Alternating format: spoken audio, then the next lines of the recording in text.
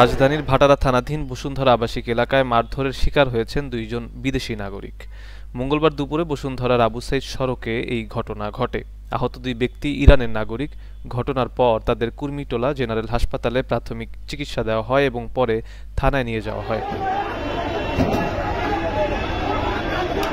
মঙ্গলবার রাতে ভাটারা থানার পরিদর্শক মোহাম্মদ সুজন হক জানান, রাজধানীর ভাটারায় দুই বিদেশি নাগরিক মারধরের শিকার হয়েছেন। এ সময় তাদের সঙ্গে থাকা এক বাংলাদেশিকেও মারধর করা হয়েছে।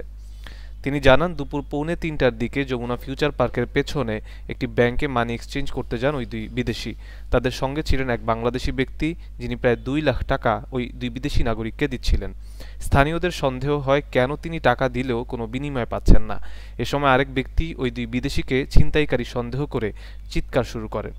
তখন ওই দুই বিদেশি দ্রুত গাড়িতে উঠে পালানোর চেষ্টা করলে স্থানীয় বাসিন্দারা তাদের আটকে মারধর করেন।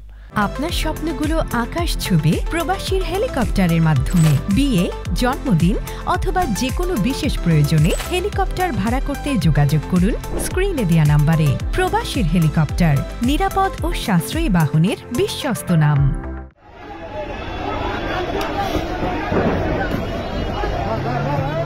আহত দুজন ইরানের নাগরিক জানিয়ে ভাটারা থানার ভারপ্রাপ্ত কর্মকর্তা মাজারুল ইসলাম গণমাধ্যমকে বলেন, তাদের চিকিৎসা দিয়ে থানায় নিয়ে যাওয়া হয়েছে। মারধর করে তাদের ফোন ও নগদ টাকা ছিনিয়ে নেওয়া হয়েছে। তবে কেন মব তৈরি করে তাদের মারধর করা হলো তা এখনও স্পষ্ট নয়। ওসি বলেন, ভাষাগত সমস্যার কারণে তাদের সঙ্গে কথা বলা যাচ্ছে না, কারণ ওই দুই ব্যক্তি আরবি ভাষা ছাড়া কথা বলতে পারছেন না। ব্যাংক থেকে বের হয়ে দুই বিদেশি নাগরিক যে গাড়িতে ওঠার চেষ্টা করছিলেন সেটি রেন্ট এ কারের। সবকিছু যাচাই বাছাই করে ব্যবস্থা নেওয়া হবে বলেও ওই ওসি জানান।